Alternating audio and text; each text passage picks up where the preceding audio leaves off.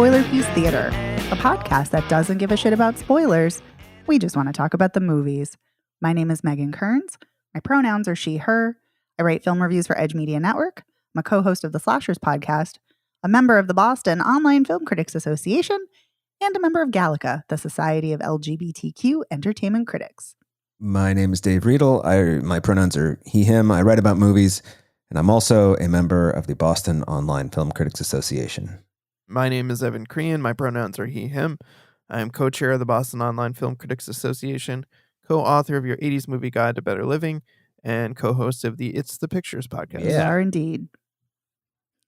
Yes, that's true. Go listen to it. Go check it out. I listed a fact about myself. Yes. We applaud that. Yay. Bravo. So in addition to that, we want to give a huge thank you to our sponsor piece patron, Heather Sachs. So thank you, Heather.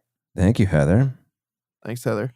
And before we dive into this week's movies, if you're a patron, go check out this week's exclusive Patreon episode. And if you're not, consider joining, because this week we talk about our poll winner. It was on women-directed films in honor of Women's History Month. And we talk about the Gina Davis starring 1994 film Angie, directed by Martha Coolidge. And whoo-hoo, did we have an interesting conversation we about have things to say about Yes, quite a unique movie. Yep. Go give that a listen. And yeah, for this week's movies, we talk about this kind of regularly, that there seems to be themes accidentally when we choose films. And this week, there are some very, very bittersweet and poignant themes that overlap with both of these films that we're going to delve into. We're going to be talking about The Penguin Lessons and Bob Trevino Likes It. And we're going to kick things off with, I don't know why that's so funny. Maybe the way I said it. Because I was just thinking Bob Trevino likes it. I don't know. I know, right? So we're going to kick things off with The Penguin Lessons, which Dave and I saw. And this is a comedy drama. And it stars Steve Coogan and co-stars Jonathan Pryce. And here is the synopsis. Inspired by the true story of a disillusioned Englishman who went to work in a school in Argentina in 1976, expecting an easy ride, Tom discovers a divided nation and a class of unteachable students. However, after he rescues a penguin from an oil-slicked beach, his life turns upside down. So this premiered at TIFF, and it is directed by Peter Cataneo, who also did The Full Monty. And it's based on the memoir of Tom Michel's memoir that came out in 2016 about his experience as a teacher in Argentina and rescuing a penguin. And yeah, that is what happens. He comes to Argentina right on the verge of political collapse as fascism is taking over the coup that happens in Argentina. And he's teaching at this boys' school. And he's kind of grouchy and doesn't really seem that into teaching these kids who are rowdy, and they're all picking on this one kid, and they're just talking over him and just not really being engaged. And he's kind of just seems like he's floating through life and doesn't really seem to be involved or invested in anything. And he goes for the weekend to Uruguay with one of the other teachers, and they meet two women, and he hits it off with one of them. And they're walking on the beach, and they come across this oil all on the beach and all of these dead penguins, except for one who is still alive. And he's like, oh, isn't that so sad? No, well, nothing we can do. And she's like, no, we're going to rescue this penguin. And he's like, what? No. And she's like, no, we're doing it.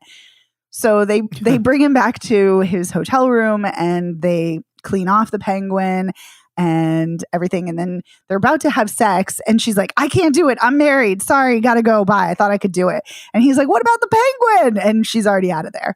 So then, yeah, that is quite a start. So then he tries to bring the penguin to the beach and release the penguin, but the penguin doesn't want to go in the water and follows him and keeps following him. So then he takes the penguin with him, and smuggles it through customs.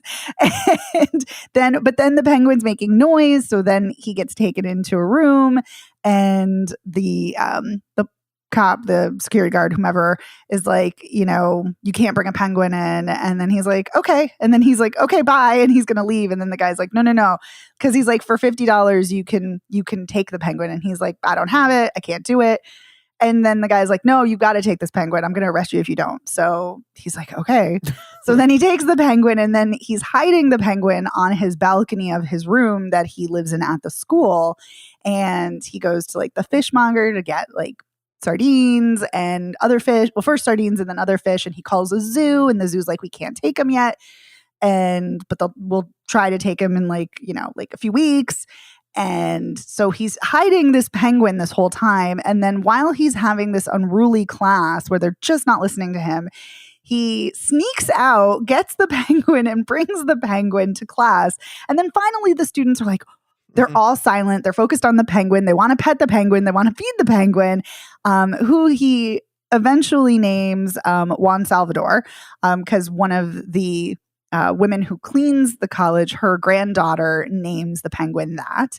And he becomes friends with this woman and her granddaughter has a lot of political ideas about revolution and being free. And he finds this really refreshing because he can have a debate with someone, and it starts to open him up. And having the penguin around and taking care of Juan Salvador opens him up too.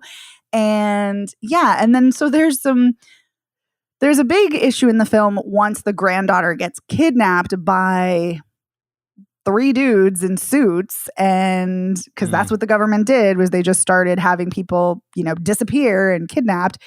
And he's there, and she's calling out his name. She's calling out Steve Coogan's name, but he's frozen because he's so scared and feels like he can't do anything. And he's really ashamed about this. And all of these things kind of lead him down a path of opening himself up and fighting for what's right, and standing up for things he believes in, and becoming a better teacher and a better human and a better friend. And he eventually reveals later on in the film, I was going to say towards the end, but actually it's more like in the middle, that he suffered this incredible loss, this incredible tragedy where his daughter died when she was like 13 in a car accident by a drunk driver. And it wrecked his marriage. And it's kind of probably why he is the way he is now. And it's extremely sad. And so then, things are turning around, things are going great. The students are learning, everything's great until the poor penguin dies. And it's extremely sad. And I should also say he was going to bring the penguin to the zoo. And the other woman, the grandmother, was like, you can't bring him to the zoo, that you can't lock him up. And he's like, no, the zoo will take care of him. They'll take care of him. And he sees like the tiny little cage that he's going to be living in while he's while they have to keep him in quarantine for like 6 weeks, and he can't do it. And so he keeps Juan Salvador the penguin. But then later in the film, right near the end, the penguin dies, and it's extremely sad. But the granddaughter does get released, and so she's reunited with her grandmother. That's basically the film. And then it talks about all of the people the 30,000 people who disappeared under the fascist regime. It talks about how Tom Michel, he taught for another couple of years at that school. And then when he retired, he was going through his belongings and found some video footage of recording the penguin. And so that's what inspired him to write his memoir, and which the movie was then adapted from. So Dave, what did you think of this? Well, overall, I think I have mixed emotions about it, but there were parts of it that really worked for me. I think Steve Coogan's performance is exceptional in this. It's great. And I've always liked him, but the thing I've seen him most as is Alan Partridge. So every time he does something different, it's like, oh, that's right, you can do other things. And then, of course, I love, the trip to Italy and all those. Mm-hmm. He's great in those. He, one of the things that I always like seeing on screen is when people like hate themselves. And you can just, the moment he walks on screen, I was just like, well, this guy hates himself. I don't know why. but look at those shoulders, you know? The weight of the world and the weight of Yeah. shame. And then, you know, I think that I figured it was a dead kid, but I didn't expect his telling of the story to be A, so straightforward, and B, so Yeah. affecting. Yes. I mean, and the way he says it ruined my life and ruined my wife's and our marriage, I was just like, I believe you, dude. Yeah. And then when the granddaughter is kidnapped and he's just, for a moment there, I thought it's like, is he just not going to her? And I'm like, no, he's actually so scared he can't move. Yes. And you know, then he takes up the cause, and you know, he goes and talks to the way that he is just shaking with fear when he's talking to that kidnapper. Yeah. And does it anyway, and then has to go back and get the penguin because the guy's daughter is playing with Juan Salvador. Yes. And I even liked when he died, the way he reacted to his death, where he says very simply, because no, he sits down to him and he says, "Why'd you go and do that?" I know. It's like, oh. It was so sweet. And some of it's like really corny when the little boy who was picked on, but now everybody likes because the penguin liked him best, is just like, well, you know, penguin's mate for life. And he probably figured that, you know, you were his mate since you rescued him. And if you had left him in Paraguay, he would have died anyway. So, you know, you kept him alive for a lot longer than he would have been. And he's like, great kid. No, he actually says he's actually very kind, but he's like, Yeah, oh, thank you. And they have like a funeral for Juan Salvador. And I'm just like, and I was like, why does this work? I don't understand. Like, it's maudlin. It's treacly. It's on its face kind of ridiculous. And if this were not based on a memoir, I would be like, there's no way I'm fucking seeing this thing. Well, I might have seen it for Steve Coogan, but yeah, I don't know. I mean, I don't think this is an objectively good movie. I don't think it's bad, but I think that this is a 2.5 star out of 4-star movie that for some reason is hitting me at 3+. I don't know.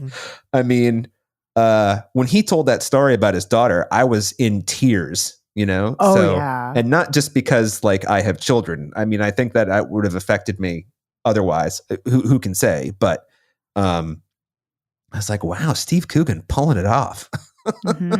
So, yeah. What did you think? I agree with basically everything you said. Yeah, I think Steve Coogan is really excellent in this. And I agree with you that on its face, it does seem like a maudlin, treacly film. And I think it starts off that way. I think it starts off really rough because when the film begins, I'm like, oh God, I don't like this at all. And, you know, when Juan Salvador the penguin comes in, I'm like, okay, I like this more because the penguin's adorable and the penguin's here. But then it starts getting a little kind of cheesy again. Yeah. But then it hits its stride and it just works. I don't know. It somehow all comes together. Somehow when all the political stuff becomes real, it starts to work. And it shouldn't, because it's like, right. You didn't save the granddaughter. I mean, it's not really your fault, but at the same time, she was calling out to you, bro. Yeah. Yeah. But you don't really get mad at him. It's just like, I know the grandmother's like so sweet about it and like understanding, and and like clearly she can see like how remorseful he is and how shaken up he is about this. And she's right though. She's like, you know, you would have been arrested too. And he was, because when he talks to the kidnapper, when he sees him at the cafe with his daughter, he does get arrested later. You know, the suits come up to him later, follow him, and he's with Juan Salvador, and he gives him to a shop owner, and he's like, "Can you make sure he gets back to the college?" Like, it was like so that's sad. True. And the first thing he does when he gets out is he's like, or I guess his teacher friend tells him, he's like, "Juan Salvador's back at the college. Don't worry." Yes. But but it's just, there's something about Steve Coogan's performance. There's a subtlety to it and a frankness that I really appreciate, and that just really works for this film and this character. And so you're right, when he reveals what happened to his daughter, and it is so matter of fact and it is so straightforward. It's so affecting. Like I felt like I was like knocked over, like, you know, like hit by a ton of bricks, because it's so subtle. It's underplayed in like the best possible way, and it really, really works, and it makes it that much more emotionally effective. And, you know, we talked to Patreon about a very tonally erratic film, and this kind of is tonally jarring too, vacillating between these dramatic moments and these comedic moments. But I think it eventually comes together and works really beautifully in a surprising way. Yeah, I think that if you had a lesser performance in this part, it would be Yes. a much harder movie to get through. Absolutely. And I think that one of the things that works so well is you can very slowly see Tom come back to life. And it's not like he's, you know, dancing around and doing whatever. It's just like he cares about what he's teaching the kids again. And the way he reads some of those poems, I'm like, Steve Coogan making me want to read poetry. What is this? I know. Yeah. So I, you know, the last time I read a poem was after I saw Four Rings and a Funeral for the first time, you know? So I mean, that's a great poem. That's a great poem. So good. But like, yeah, I just, and you know, I started to hate Jonathan Pryce less just because I started to like Steve Coogan more, you know? Right. Yeah. But I also like that. So Jonathan Pryce's character is such a dick at first. And he's like, oh, we can't get involved and we can't be political and blah, blah, blah, blah, blah. But then towards the end of the film, when he's like, everybody kind of ends up going to the balcony and like talking to Juan Salvador, like as if like Juan Salvador is their therapist. Yeah. And Jonathan Pryce does it too. And he's like, you know, they all like Tom more and I was here first. It's like, even he's got his insecurities. And so it didn't make me like him, but I was like, okay, I don't despise him as much as I did. Like it humanizes him a little bit. Yeah. Yeah. This really shouldn't work. And maybe for a lot of other people, it doesn't, I don't know, but, it ended up working for me. I couldn't, yeah, me too. I couldn't believe it. I watched it like late last night. So that would have been, listeners, we record on Wednesday. So Tuesday night. And I was like, oh, fucking watch Penguin Lessons. God damn it. But I was like, well, I got to watch 3 movies by tomorrow at 9 p.m. So I better start now. And I just watched it and I was halfway through. And I'm like, why do I like this? What the fuck is going on? You know? Yeah. It's because of Steve Coogan. He's great. This is the kind of movie that I would normally just like shit on. I swear, you know? Because at first I was like, well, why aren't we getting more of his interaction with the kids? And I'm like, and then I realized the movie's not about the kids, you know, it's about him. This is not, what's the one with Robin Williams? Dead Poet Society, where the kids are the main characters. This is the Steve Coogan show, as it should be. Yep. So yeah. And that scene when he cries in the bathroom when he finds Juan Salvador's bar of soap. Oh and my then God. the trinkets that he'd been hiding behind the sink. Yes. So Evan, the Juan Salvador thought a bar of soap was an egg and he would like stand near it in the bathroom. And yeah, so then Steve Coogan as Tom sees the bar of soap on the floor and he picks it up and he sits down with it and then sees all these like little trinkets hidden behind the sink that he'd been like hoarding. It was so cute and sweet. I'm hoping the implication was not that he swallowed like a 9-volt battery or something like that. I thought of that and I was like, oh God, I hope that's not it too. Yeah. Yeah. But they don't mention it again. So I'm just like, okay, we're not going to get the penguin autopsy footage. Good. Right.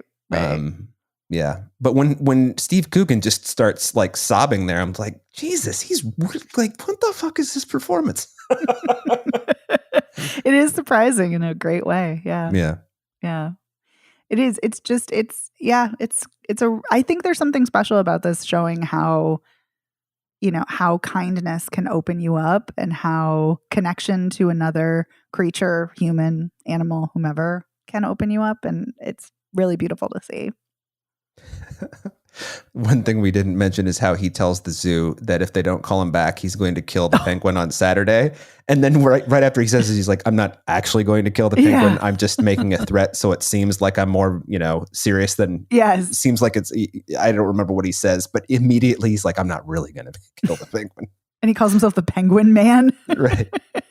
He keeps himself anonymous. He's like, I'm the Penguin Man. It's the Penguin Man again calling. Yeah. It's very silly. So. Anyway, yeah, I guess I would recommend this. You know, I would love to know what people's reactions to this are because, you know, I'm confused about my own. Yeah. Oh, I'm glad I wasn't watching for the penguin death. That would have made Well, me he doesn't very, die very on sad. camera. I mean, I know. Well, no, but you still, see his dead body, which That's is still true. very Yeah, upsetting. that would have wrecked me. Yeah, it was really I upsetting. mean, I'm having a hard time just hearing it, but Yeah, and he's so sweet. Yes. And like at first he won't eat when Steve Coogan tries to give him sardines, and then the granddaughter realizes because she gets him to eat, and it's like you just have to be his friend first. It's so cute. Oh my god, it's so sweet. It's a sweet movie. It's very sweet. Yeah, like I said, I agree. I recommend this because yeah, it starts off a little rocky, but you know, just stick with it, go with it, and it becomes very sweet and very lovely. So, all right, Dave, did you have any other final thoughts before we No. talk about the next? All right. I just, you know, themes. I mean, and if you listen to the Patreon episode too, you're going to hear continued themes between these three movies. You're right. All three. It's not just these two. Too funny. So funny how that happens. All right. Well, let's talk about Bob Trevino Likes It, which is also a comedy drama. This one is written and directed by Tracy Lehman, and this stars Barbie Ferreira and John Leguizamo. And let me give you let me give you the synopsis. You're not going to have to go to IMDb, are you? No, I'm never going to IMDb. No. I just had to cycle through my phone tab. Okay. Often playing the role of caretaker to people like her father, who should be caring for her, that's true, Lily Trevino longs for familial connection. When her father finally checks out of her life, Lily looks for him on the internet. She tries to friend, quote unquote, like on Facebook, a man she believes is her father. But instead of finding Robert Trevino, she finds Bob Trevino instead. And that is played by John Leguizamo. And yeah, so Lily is desperately yearning for connection, for friendship, for approval from her father, who is a dickbag, who is extremely manipulative and terrible and just expects her to clean everything. And she tries to talk about a breakup with her boyfriend, and and she finds out about this breakup, by the way, because her boyfriend texts her thinking it's another woman. So she's sobbing and, you know, she's distraught. And then she's going to text back, you know, fuck you, lose my number, you jerk. But instead she's like, oh, no problem. Emoji, smiley face emoji, you know, very people pleaser-y, which is heartbreaking in another way. And so then she's out to lunch or dinner with her father, and she's trying to talk to him about this. And he's like, yeah. And then he starts talking about all the women he's dating. And she's got to meet this woman that he wants to get serious with. And so it's very clear she's always put on the back burner, and she's always just doing things to help him, and everything's about him, and he's very selfish. So when she, quote unquote, wrecks the date because she gets confused as to which woman she's, you know, is on this date because the woman wants to meet his daughter, he gets pissed off at her and is like, you know, I don't want to talk to you. And he ditches her. He drives off and ditches her at this restaurant, and she doesn't have a car, and just basically does, you know, ghosts her, doesn't return her calls, nothing. So she's on Facebook and she searches for her father's name, and she finds a profile that says Bob Trevino, and there's no picture. And so she befriends him, thinking it's her dad, thinking she can, you know, connect. And instead it's John Leguizamo, who's Bob. And he is a construction worker, and kind of he does a lot of like fix-it handiwork, and he's manager of this company. And but he doesn't, it's very clear, we find out he doesn't go out a lot, and his wife's like trying to encourage him to make friends. And so he accepts this friend request from Lily, and he like anytime she posts something, he immediately likes it. A photo, you know, a statement, whatever it is, he likes it. And so they start chatting back and forth on Facebook. And then she eventually is like, hey, you know, do you want to meet for coffee? And he's like, whoa. But then, you know, he's like, yeah, okay, we can do that. And then, so Lily works as a home aide, and she is helping her client, who also eventually becomes her friend, which is lovely to see. But the toilet breaks. And so they're like, oh my God, what are we going to do? And she's like, I'll call my dad. And so she calls Bob, and he shows up and he fixes the toilet. But he's like, oh, where's the plunger? And then this won't happen again. And there is no plunger. So he's like, let's go to the hardware store. And so he takes her to the hardware store, and they get all the supplies that you should have in your home. And he's makes a lot of dad jokes. He's very supportive of her. He's very nurturing. But he gets freaked out when like he finds out that she told her client / friend that this was her dad. And he's like, I'm not your dad. And she's like, I know. And so she thinks like he doesn't want anything to do with her. And then so she's like, I'm sorry. And she runs away. And he's like, no. He's like, just because we have a disagreement, we'll talk it out. We'll work it out. Doesn't mean we can't be friends. And this is like the first time clearly she's had like healthy conflict or healthy communication with someone. So it's a friendship that really opens both of them up. Very similar to the previous movie. Yeah. Mm-hmm. And Lily, becomes more confident, and she gets into therapy, and Bob also becomes more confident, and we find out that he had a child who died when he was a baby, like died at 21 months old. And oh my God, which is horrifying. And so he's been kind of like a hermit and not really going out. And they really have this very, very tender, sweet, supportive friendship. And then her father, out of the blue, calls her up when she's supposed to get together with Bob. And he's like, I need you. We're all we have. I'm your family. And so she's like, okay, fine. And then she meets with him. And then she thinks Bob is mad at her because she broke plans. And he's not. He has had a heart attack and he's in the hospital. And so she keeps like blowing up his phone, and then she shows up at his house and tries to break in because she's worried something bad happened to him. And then the cops come, and it's a whole thing. But yeah, he's in the hospital. And then eventually she sees on Facebook that he has passed away from a heart attack. And she goes to the funeral with her friend, who's her client, and her friend is ecstatic that she asked her. And they go, and then Bob's wife like made a scrapbook because she loves scrapbooking, and made this like extremely beautiful tribute to their friendship. Yeah, so that is the film. Evan, what did you think of this? Well, I had a very, very similar emotional reaction. This one hit me in all the feels. It was, yeah. I really liked this movie a lot. I thought that Barbie Ferreira was great as the lead. I think her character feels very real and messy, and I like that about her character, that she's kind of a mess, like emotionally, but she's trying to figure it out, and she does figure it out over the course of the movie, and that's like really satisfying to watch her kind of gain agency, and eventually when it comes the time for her to just finally blow up on her dad and really give it to him, that scene was just so satisfying to watch. I liked the scene where at first she couldn't get angry, like her client / friend takes her to one of those like rooms where you break a bunch of stuff. She's like, come on, go for it, let out a primal scream, and she just like can't. And then later, after she's kind of, yelled at her dad, then she can finally kind of unleash the anger in a very like healthy, primal kind of way. So I dug that. I think John Leguizamo was great in this. I like that he plays kind of a quiet, understated character who's really sweet and dorky. Like, I enjoyed the fact that he cracked himself up multiple times. I mean, everyone who listens to the show knows that I am a dad, but I loved dad jokes before I was a dad.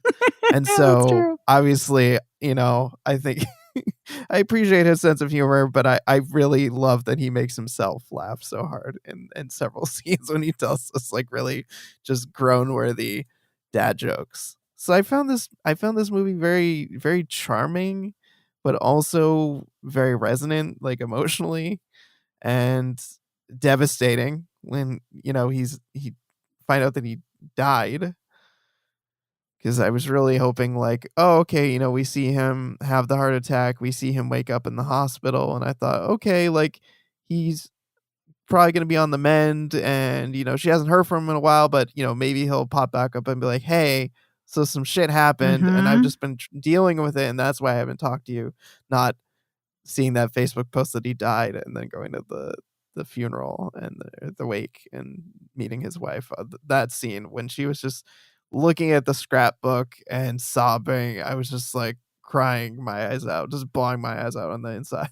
There's several scenes where she's just bawling in this movie, and it's just, you're just, oh my God, I feel for you. You're just like, you've gone through so much. Like when she tells her backstory to the therapist in the first appointment, and the therapist is sobbing by the end of the appointment, like, wow, man, you've had to really go through it.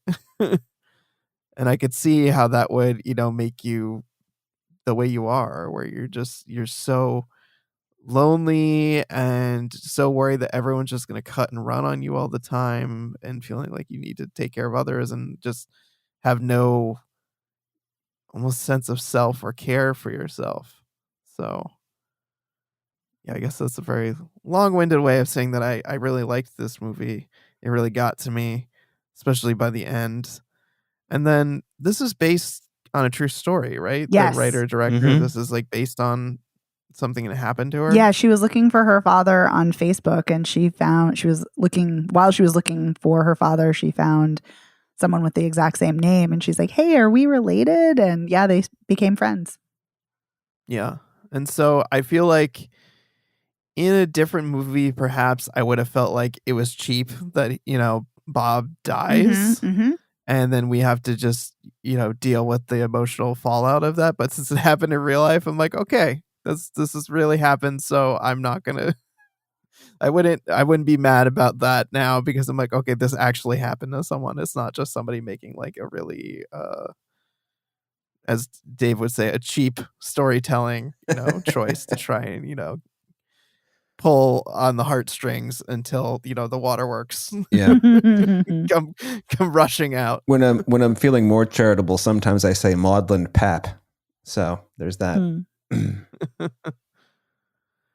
But yeah, I like this more even than I think I was expecting. I think I was coming in expecting a kind of a dramedy, but like one of those like unexpected friendships, and it will be one of those kind of things where they both push each other in a good direction. At the end, they're still friends, and it's like all's well that ends well kind of ending. I was not expecting it to take this dramatic of a turn, but I just thought it was well done. So I stuck with it, even though it was kind of not what I was expecting.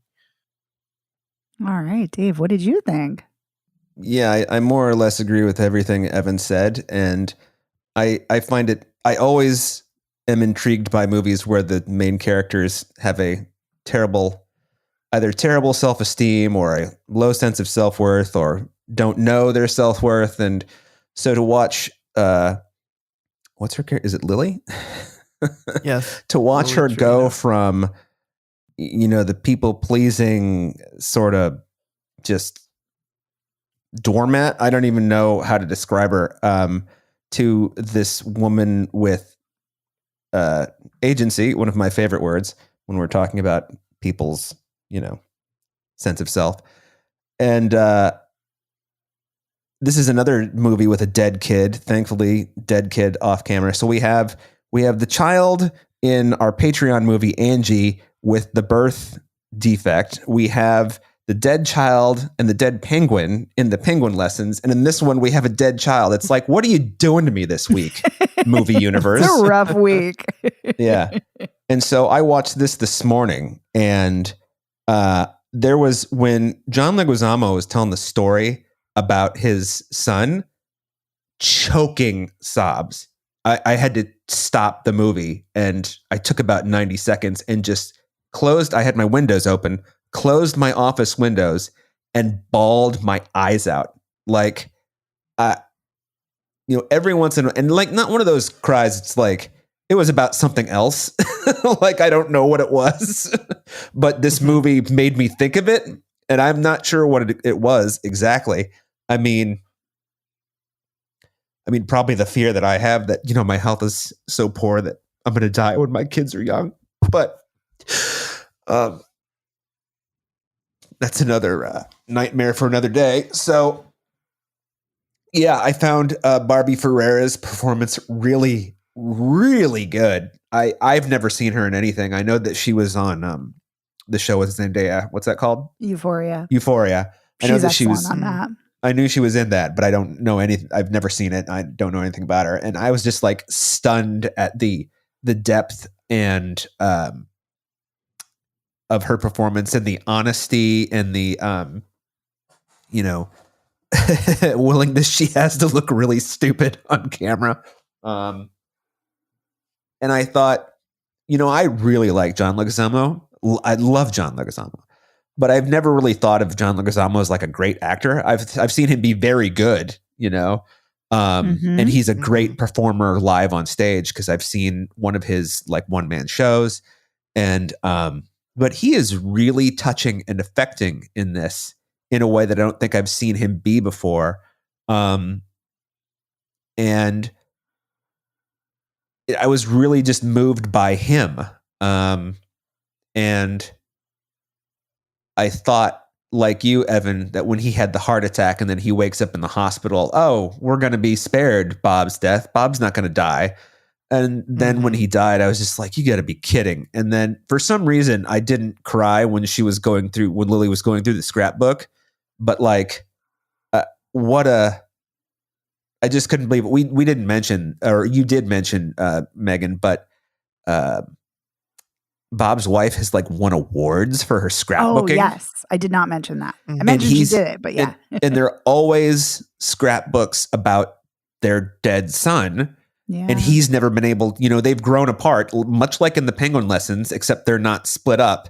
They're just these two people who, it's a really interesting and I think very compelling and probably true portrait of a couple like this where they're not estranged, but their lives have gone off in different directions. She lives in the tragedy and he won't address it. Right. And through his friendship with Lily, and it sounds corny when I talk about it like this way, but through his friendship with Lily, he realizes, oh, I have to speak to my wife about this. And then she wins for her latest scrapbook. He sits down next to her and you can just tell that when he says, do you want to show it to me? She's like, fuck yeah, I want to show it to you. And you can just see them start to heal. I'm sure they have a long way to go, but it's just like, Jesus, what the fuck are these movies doing to me? God damn it.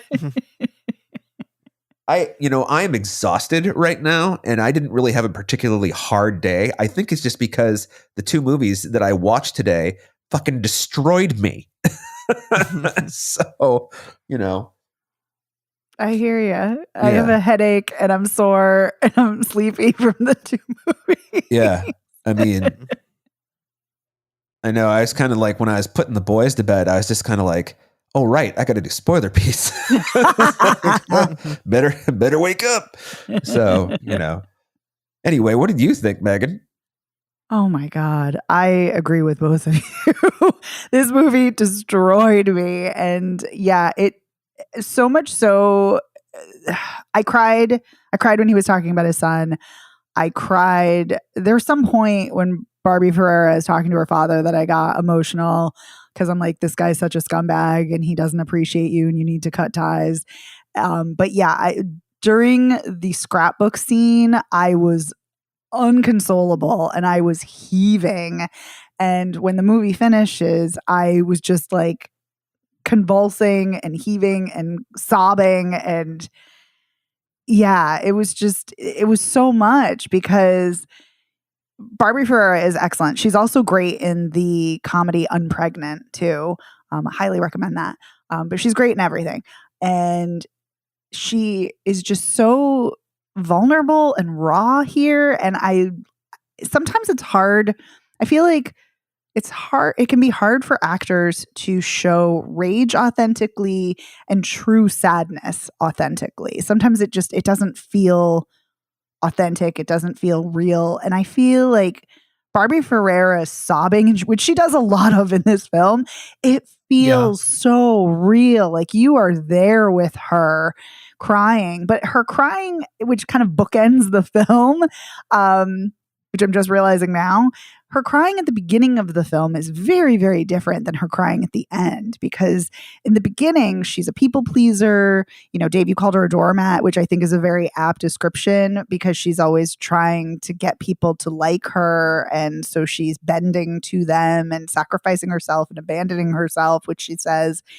And then by the end of the film, due to therapy, due to standing up to her father, due to making new friends, due to her, you know, treasured friendship with Bob, that really opens her up, and she has more confidence in herself, and she is standing up for herself. And the loss of that friendship, but yet the impact it had on her, kind of all colliding, is just so much.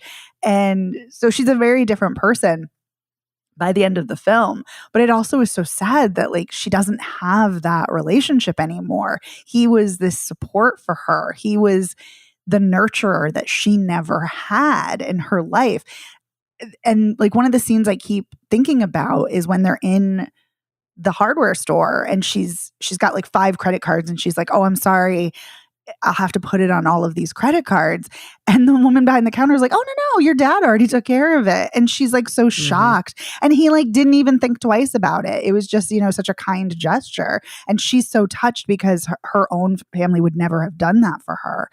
And so just again, the power of kindness, the power of connection, and how these two lonely souls are just desperately looking for, you know, feeling home and feeling like they belong and feeling alive. And this friendship does that for them. It helps them heal, and it gives them each something that they need. Like he needs to be, you know, nurturing, which he is to her, and he needs to open himself up, and she needs to be validated and nurtured, which he does for her. And it's beautiful to watch. And I like John Leguizamo. I actually weirdly like him the most as a public speaker. I think he's an incredibly passionate public speaker. Like when he talks about like immigration rights and just talks about a lot of social injustices.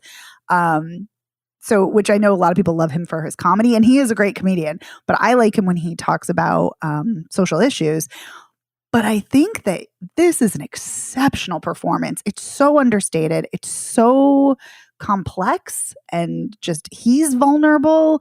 He's so excellent here in a way. Dave, I think you said it that you'd never seen him be this way or this good. And I could not agree more. Like I want to now see him in everything. And I've always liked him, but like now I want to like voraciously watch all of his films because he's just so excellent here. And I love their rapport. And I just think this is a really beautiful film. And I think it really comes together in such a lovely way. And it emotionally destroyed me in the best possible way.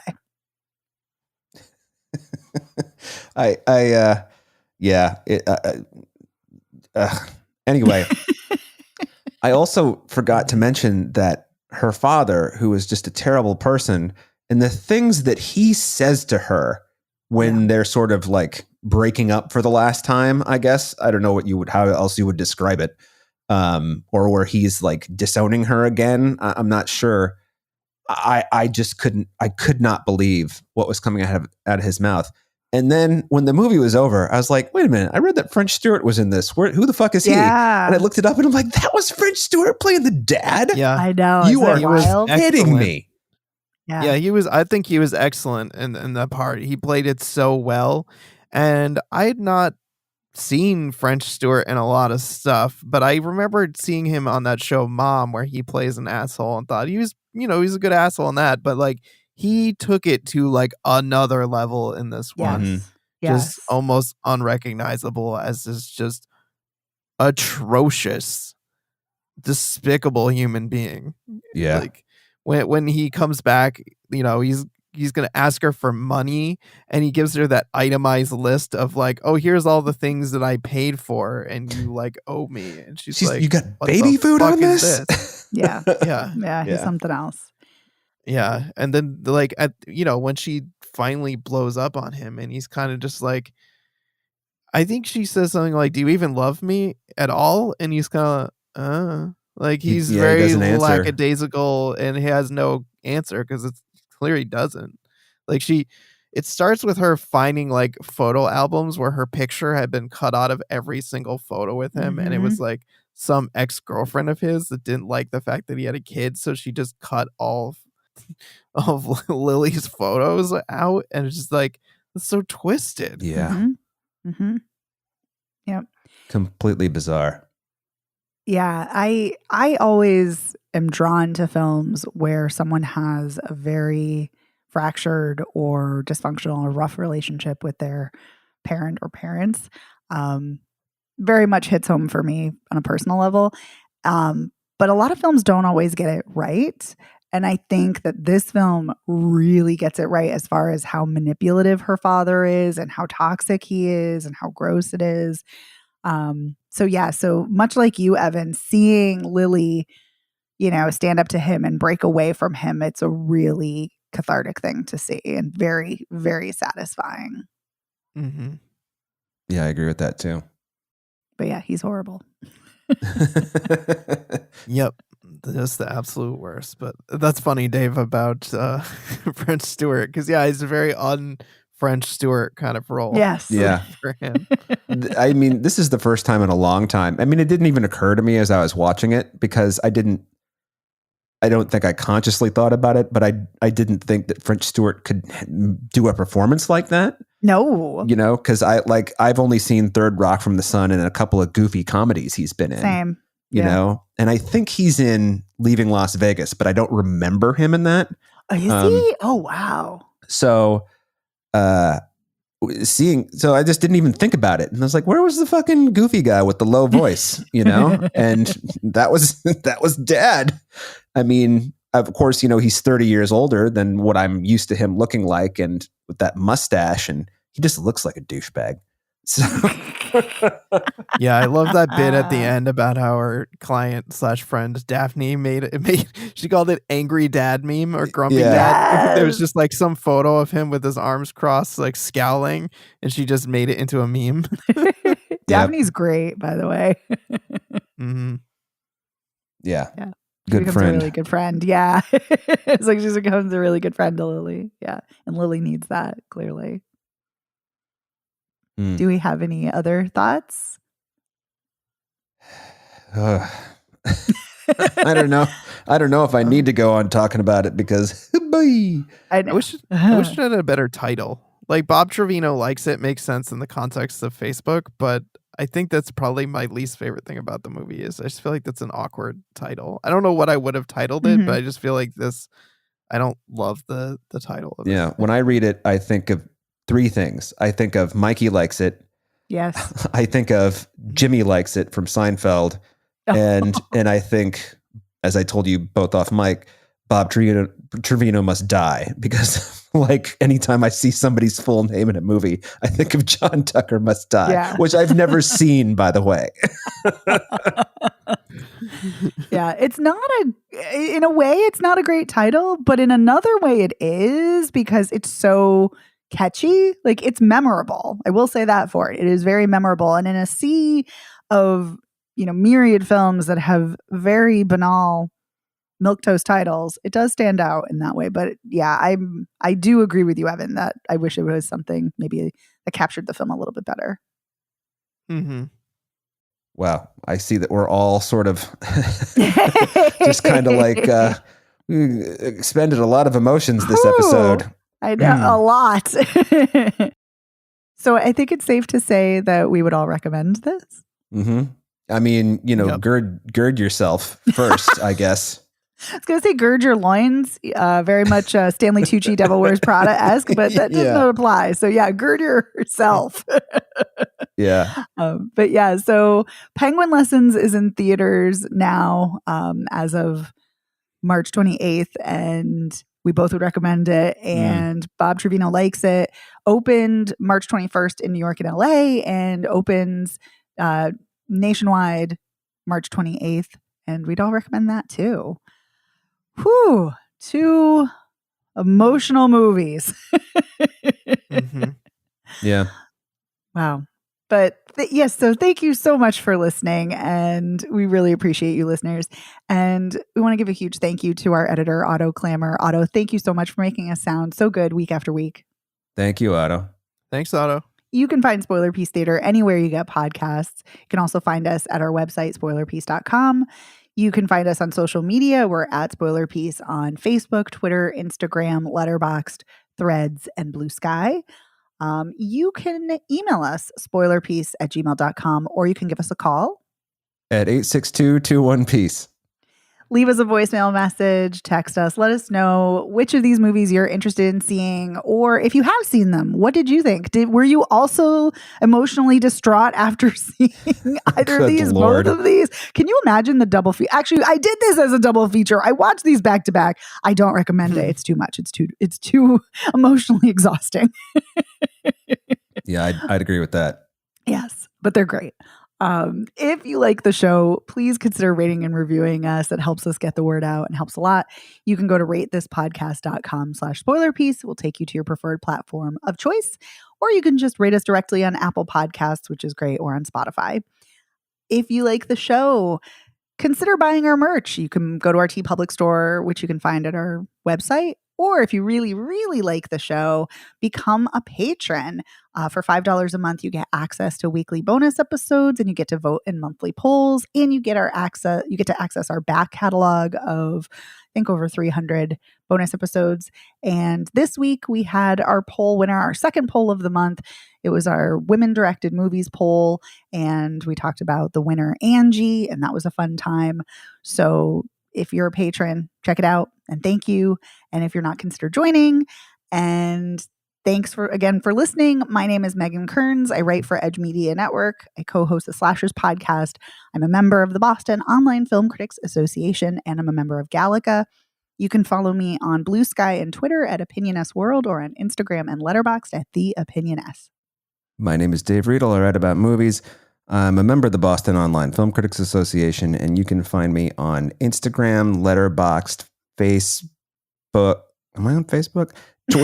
Instagram, Letterboxd, Blue Sky, and Threads. Dave Sees Movies, except Blue Sky. Now I'm David Riedel, because I don't know why I did that. Because no one else has that name on Blue Sky, and everybody has David Riedel taken somewhere. So there you go. That's why I did scoop it up. Yeah, if you can get it, get it. Makes sense. My name is Evan Crean. I'm co-chair of the Boston Online Film Critics Association, co-author of your 80s Movie Guide to Better Living, and co-host of the It's the Pictures podcast. You can follow me on social media as Real Recon, and that's real as in film reel. And we'll see you next time. Bye. Bye.